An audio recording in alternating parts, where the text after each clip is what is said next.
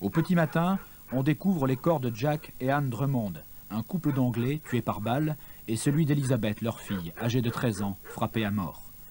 À 150 mètres de là, dans une ferme, on a entendu les coups de feu. Dans cette maison vit la famille Dominici, Gustave et sa femme Yvette, tenant dans ses bras leur fils Alain, et à côté, Marie et Gaston Dominici, père de Gustave et maître des lieux. 2 ans plus tard, Gaston est condamné pour le meurtre des 3 Anglais. Depuis, les Dominici ont perdu leur maison et n'ont plus jamais retrouvé la paix. C'est l'endroit où je suis né, c'est la cour qui devait normalement pouvoir courir. Bon, cette cour m'était interdite, tout simplement parce qu'il y avait des fous furieux qui me jetaient des pierres. Et donc, dans cette bâtisse, j'ai passé des journées entières parce qu'il y avait des gens qui venaient nous voir comme des bêtes. Depuis 1952, Yvette, la mère d'Alain, n'a cessé de clamer l'innocence de la famille. Divorcée, elle a tenu à conserver le nom, Dominici, et n'a jamais quitté la région de Lurs. Lurs, c'est mon pays. Je suis venue à l'école toute petite, qui sont de beaux souvenirs. Plus tard, je me suis mariée. Le reste, l'affaire, tout ça, ça a été atroce. Je souhaite de tout cœur qu'un jour, ce nom soit lavé de tout soupçon. Parce que pour nous, il n'y a pas de doute, on a toujours eu la certitude de l'innocence de Gaston. Si Alain Dominici a déposé une nouvelle requête en révision, c'est aussi pour son père, Gustave. Tour à tour soupçonné, accusateur du vieux Gaston, avant de se rétracter, Gustave Dominici a été marqué à vie par l'affaire, obsédé par ce qu'il a vu ce matin du 5 août 52. Vous avez toujours ces images, hein? L'image devant les yeux, hein. Moi, il me semble que c'est hier qu'il s'est passé ce machin. Pourtant, il y a plus de 40 ans. C'est Gustave qui, à 5h30 du matin, revenant de surveiller un éboulement de terre sur la voie ferrée, découvre le corps d'une fillette. Plus tard, les gendarmes trouveront les cadavres de Anne et Jack Drummond. Autour de leur voiture, une pagaille indescriptible. Visiblement, le véhicule a été fouillé. Les policiers arriveront très tard, trop tard. Les corps ne sont plus là et des dizaines de curieux ont accouru sur les lieux du crime. Gustave posera même devant la voiture des Anglais, photographiée par le premier journaliste à s'être rendu sur place, Jean Tessier. Je l'ai écrit, nous avons fait un peu ce que nous avons voulu, quoi. Ben, j'ai trouvé que c'était un peu curieux que les gendarmes, il est vrai qu'ils n'étaient pas nombreux, je crois qu'ils n'étaient que 2 ou 3, hein, n'aient pas fait un service d'ordre pour empêcher les curieux justement de venir autour de la voiture. Est-ce qu'on n'a pas, des gens n'ont pas apporté des souvenirs, c'est sérieux, parce que tout autour il y avait des papiers, il y avait une sacoche, tant que je me souviens, quoi. Et puis il devait y avoir beaucoup d'empreintes sur la voiture, parce qu'il y en a des gens qui ont ouvert, qui ont fermé la voiture, peut-être moi, mes empreintes y sont aussi, il va savoir. Enfin, je crois que cette affaire a pris un mauvais départ dès ce moment-là, à mon avis. L'enquête est confiée à l'élégant commissaire Sébeil, venu de Marseille, un spécialiste du monde paysan.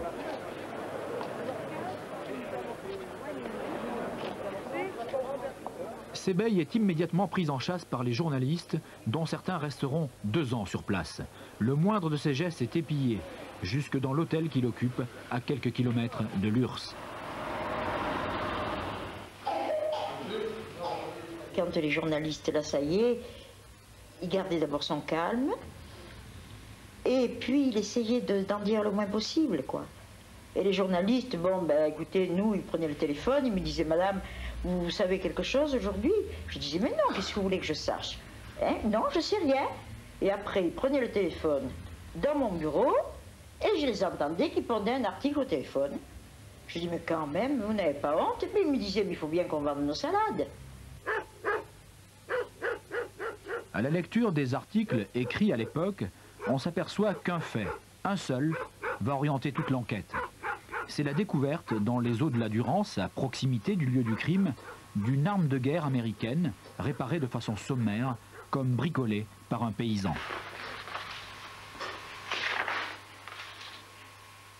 La police et surtout le commissaire Sébain, à partir du moment où il a trouvé l'arme, il a dit cette arme est du coin, donc c'est forcément dans un rayon de 3 voire 4 km que le criminel se trouve. Et puis cette arme qui devait en parler n'a toujours pas parlé. La guerre n'est pas si loin, et dans le pays, nul n'a oublié l'intense activité des maquis durant l'occupation allemande. Des armes de guerre, beaucoup en ont gardé. Les villages de Lurs, Château-Arnoux ou Perruy sont alors systématiquement ratissés. Et cette région d'ordinaire si paisible se met à trembler. Chacun soupçonne chacun. Mais chez les Dominici, on reste serein. La famille ne s'est pas défendue. Il n'y avait pas à se défendre. Nous étions innocents, nous étions forts de cette innocence. En somme, on n'a rien fait au départ. Ils sont des milliers à faire cortège derrière les dépouilles de 3 Anglais qu'ils ne connaissaient pas. Et paradoxalement, l'Angleterre qui a élevé Jack Drummond au rang de héros national ne réclame pas les corps. Étrange. Ils sont enterrés dans la fosse commune du cimetière de Fort-Calquier. Les corps n'ont pas été demandés par la famille qui existait. Il n'y a absolument personne qui s'est préoccupé pour cet homme qui a rendu autant de services à l'Angleterre. On ne nous a toujours pas expliqué pourquoi les affaires de Drummond ont été renvoyées immédiatement en Angleterre. On ne m'a toujours pas expliqué pourquoi tous les documents et toutes les feuilles dactylographiées qui étaient à l'intérieur du véhicule n'ont pas été lus, n'ont pas été exploités afin de permettre à l'enquête d'avancer. Étrange encore, les témoignages faisant état de la présence d'une voiture identique à celle des Drummond le 4 août, veille du crime. 2 véhicules de type Hillman sont en effet aperçus à la même heure à des endroits différents de la région, entre Lurs et Digne. Descendant du camion, j'étais à côté du chauffeur et une autre personne que j'ai plus souvenance du nom. On a vu une voiture blanche, ici, dans le tournant, marquée GB. Même j'ai fait la réflexion avec le reste du personnel, je dis, les Anglais ils ont trouvé une bonne place là. Et en même temps, il y avait une gamine, dans les 10-12 ans, qui s'amusait sur le pont. C'est quelque chose que vous n'avez pas oublié, ça? Oh non, oh non, ça, on n'oublie jamais ça. Ça, je crois que tant qu'on vivra, nous autres, notre génération se souviendra de ça. C'était un village qui est tranquille, puis d'un coup, on voit ça, parce que c'était quelque chose, quelque chose. Tous ces policiers, pendant plus d'1 mois, qui ont fait maison par maison, dans Perruy, c'était quelque chose de formidable. Quand M. Borgna aperçoit une voiture anglaise à quelques kilomètres du lieu du crime, les Drummond assistent à une corrida à 40 km de là, à Digne. Ici, dans les témoignages qui se disaient, on disait il y a 2 voitures anglaises, ça s'est réglé entre elles. Ça. Il paraît qu'il y avait 2 voitures qui étaient passées dans le village. On ne parlait pas du tout de... À ce moment-là, c'était un règlement de compte entre Anglais, quoi. Et lorsque vous avez voulu vous intéresser à ce fait-là, par exemple... Les gens m'ont dit, est-ce que tu as quelque chose à... Et j'ai dit non. Ben, il m'a dit alors ne t'occupe plus de ça. Malgré les témoignages des habitants de Lurs ou Perruy, malgré les questions des journalistes, la piste de la 2e Hillman sera vite abandonnée. Car invariablement, le commissaire Sebeil et ses hommes reviennent à la Grande Terre. D'explications maladroites en témoignages contradictoires, les Dominici sont désormais soupçonnés et commencent à s'inquiéter. Gaston, le patriarche, est imperturbable, alors on va s'attaquer au plus faible, à Gustave. Ça fait presque 1 an et demi que ça a duré. Et Sebeil a tourné pendant un an et demi autour de chez nous, en nous disant, on sait que vous êtes pourris, mais il nous faut quelqu'un. Pourquoi ils n'ont pas pris le voisin? Pourquoi ils n'ont pas pris une autre personne qui nous ont tombé sur nous? Ils ont mis 18 mois. 18 mois pour fabriquer, disons, ce qu'on appelle un criminel. Des interrogatoires qui ont duré 48 heures sans repos, sans manger ni boire. pas de sommeil. Ils ont tout fait pour que j'avoue que c'était mon père, quoi. Ils m'ont dit que si c'était pas mon père, c'était moi. Et qu'on montrait mes 3 fils quoi, à l'assistance et que ma femme serait en prison, que moi aussi. Et que... Alors qu'est-ce que vous voulez, ça a été au bout de mes forces que j'ai avoué que mon père était l'assassin du crime de Lurs. Paul Maillet, un ami des Dominici, va devenir leur principal accusateur. Aujourd'hui, Paul Maillet se tait. À l'époque, il parlait. C'est le vieux Dominici qui a tué, disait-il, et Gustave, son fils, a tout vu. Gustave me fait comme ça. Oh mon Dieu, Paul, si tu avais vu, si tu avais entendu ces cris d'horreur, je ne savais plus où me mettre. Moi, j'ai dit où tu étais. Lui, il me dit, j'étais là-devant dans la luzerne. À ce moment-là, moi, je suis été... Je ne sais plus comment penser. J'ai dit, oh là là, il a vu l'assassin. Je me suis pensé qu'il avait été menacé de mort.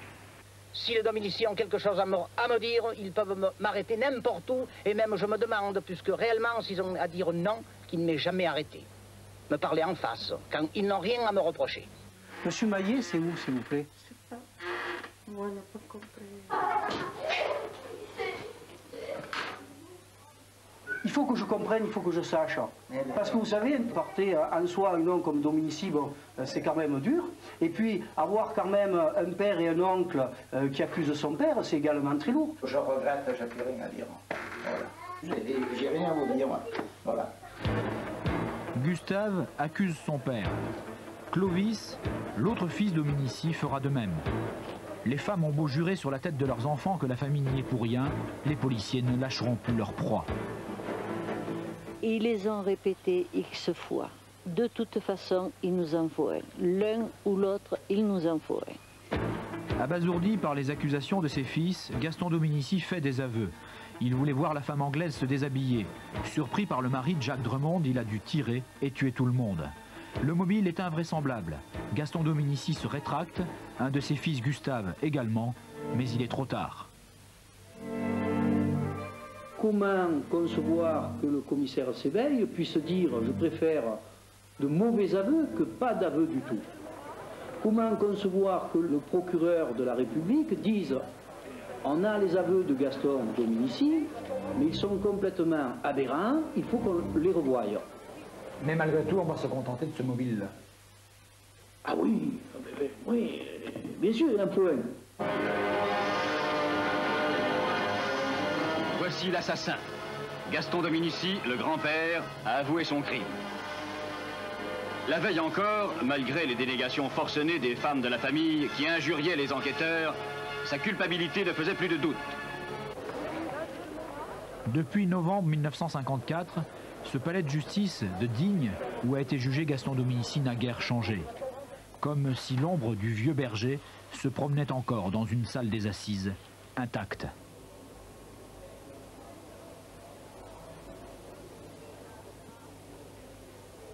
Une salle conçue pour accueillir 150 personnes, 500 curieux s'y sont entassés tout au long du procès. Ici étaient installés les jurés. Les débats sont dirigés par le président Bousquet.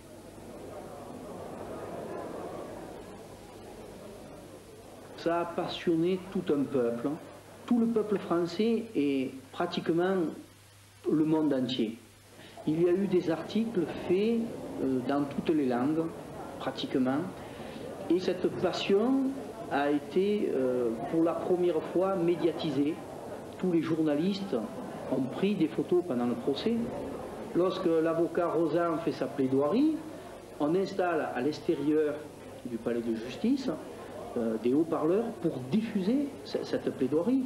Ça a été la première et la dernière fois. L'écrivain Jean Giono est dans la salle, rien ne lui échappe. De Clovis, fils accusateur, il dira « épaules carrées, bien plantées, regard droit », tout plaide en sa faveur, mais on a l'impression que pour ce fils, le père est quantité négligeable. Il notera que Gustave, celui qui n'accuse plus, tourne vers son père un visage mort. Marie, la femme de l'accusé, entre dans la salle des assises. Une petite femme noire, torréfiée jusqu'à l'os. Reste un visage où les rides sont si nombreuses qu'elles font comme rayonner les cendres de la peau. Mais tous n'ont Dieu que pour lui, pour Gaston Dominici. Tantôt la moustache rieuse, tantôt un peu plus vieux. Il exprime tout, mais s'exprime mal. Le procès Dominici est un énorme malentendu. Dans le choc de deux mondes, entre l'homme de la terre et ceux qui le jugent, il y a un obstacle infranchissable, le langage. Pour Jean Giono, Dominici n'a que 50 mots à sa disposition pour répondre, les magistrats, des milliers pour l'interroger. Le président demande « Dominici, êtes-vous allé sur le pont ?» Réponse de Gaston « Aller ? Aller ? Mais il n'y a pas d'aller, je le sais, j'y suis été. » Ce dialogue impossible, cette incompréhension dureront tout le procès.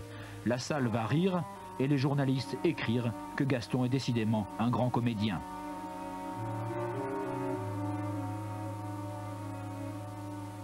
Il a fait le spectacle. Est-ce que le mot est juste? Parce que si on dit spectacle, on dit comédien. Et je crois qu'on l'a tellement taxé de comédien qu'on est arrivé à le trouver bien dans son rôle de coupable. Après un peu plus de 2 heures de délibéré, le 28 novembre 1954, à 14h25,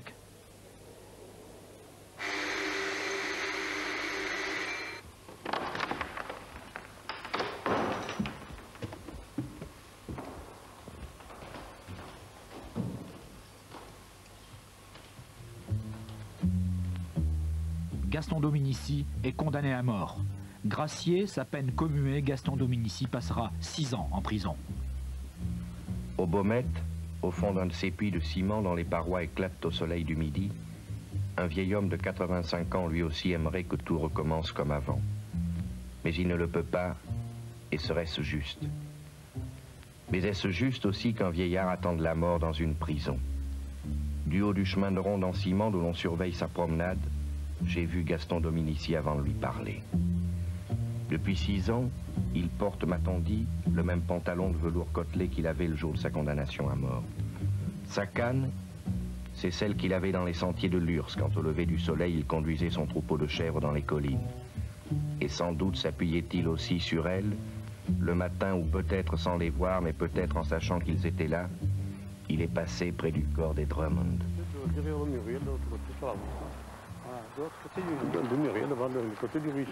Il y a ceux qui portent le nom de Dominici et qui voudraient ne plus en entendre parler. Il y a ceux qui le portent et qui pensent qu'ils ont une tare à assumer. Et puis, il y a certains qui aimeraient bien qu'un jour on sache la vérité. Vous êtes de cela?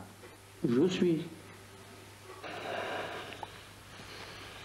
C'est ici, sur ces terres, qu'avaient lieu les parachutages anglais à destination des maquisards de Lurs durant l'occupation.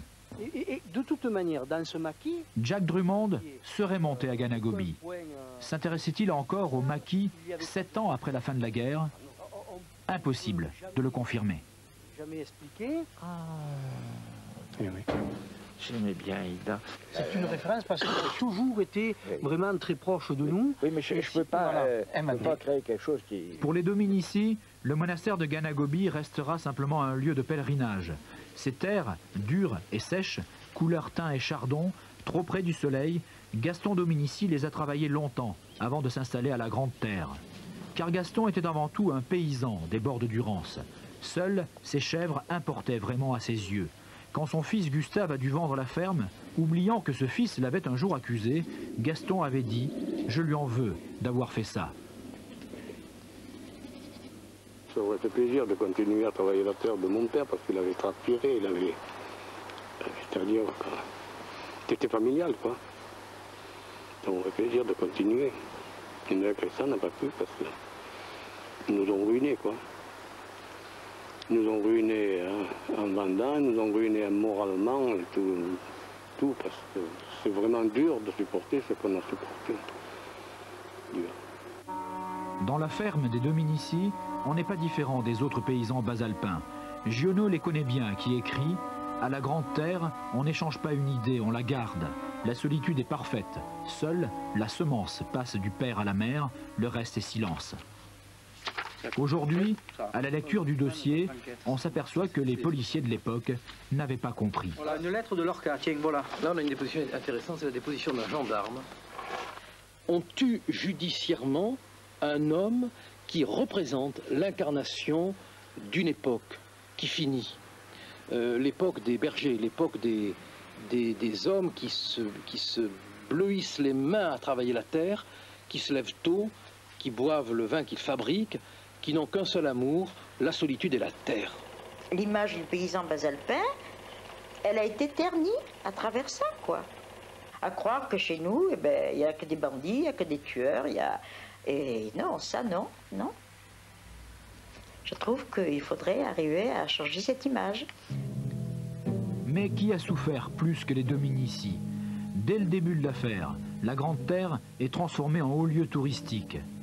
Harcelés, épillés, ils le sont encore en juillet 1960, quand De Gaulle fait libérer Gaston Dominici. Quand dans la semaine il y avait un quart de touristes qui s'arrêtait, eh bien un jour nous avons eu tous les gens qui étaient dans le car, qui sont descendus dans la cour, même le chien a fait marche arrière, est allé se cacher. J'ai essayé de leur dire que c'était une propriété privée, ils n'ont rien voulu savoir, qui a ramassé un boulon, qui a arraché un morceau de volet, qui a n'importe quoi, quelque chose, emporté quelque chose de la Grande Terre. La Grande Terre aujourd'hui.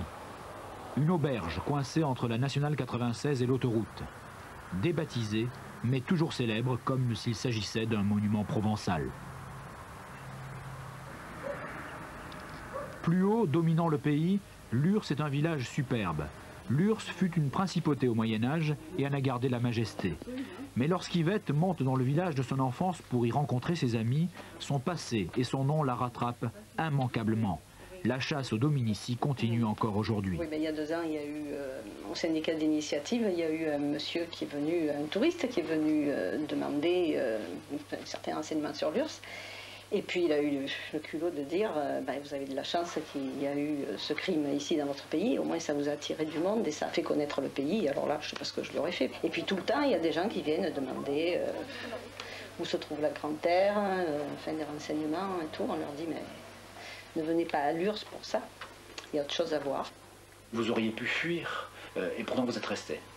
Il n'y avait aucune raison, de toute façon je n'ai pas quitté le pays, enfin la région, je n'ai pas quitté le nom. Et lorsque vous vous promenez dans les rues de Château-Arnoux, de Perruy ou de Lurs, vous le faites toujours la tête haute? Ah, toujours. Et un jour, en appelant Dominici, quelqu'un derrière moi dit « Ah, les assassins de Lurs !» Mon réflexe a été de me retourner et de le regarder bien en face. Le plus gêné, c'était pas moi. Est-ce que vous trouvez ça étonnant que cette affaire ait franchi des décennies comme ça? Oui, parce qu'il y a d'autres affaires beaucoup plus monstrueuses, beaucoup plus terribles, où on n'a pas trouvé de coupable. Et pourquoi ça s'arrête, on n'en entend plus parler, même dans les milieux politiques, vous le voyez. Et puis celle-là, elle se maintient. On dirait qu'il y a quelque chose par-dessous qui la pousse dans quelque chose de magique, vous voyez, qui la transporte toujours au premier rang, sans que les intéressés se manifestent.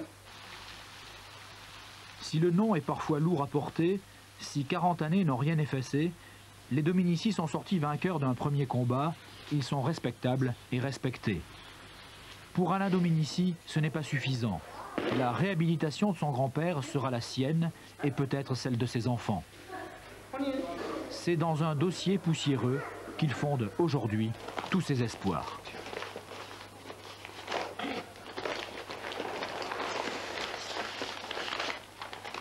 Qu'est-ce que c'est? Mais c'est les scellés de l'époque, c'est incroyable. Ils étaient portés disparus, ces scellés. Et on les retrouve maintenant.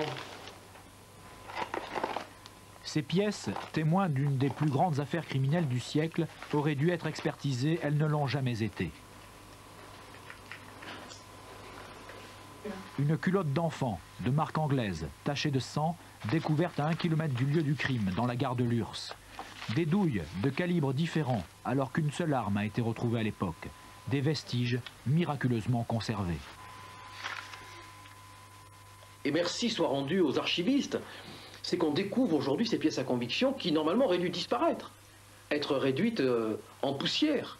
Et avec ces éléments là, on peut établir un travail criminalistique, un travail objectif. Et c'est une chance Peut-être pour la vérité historique.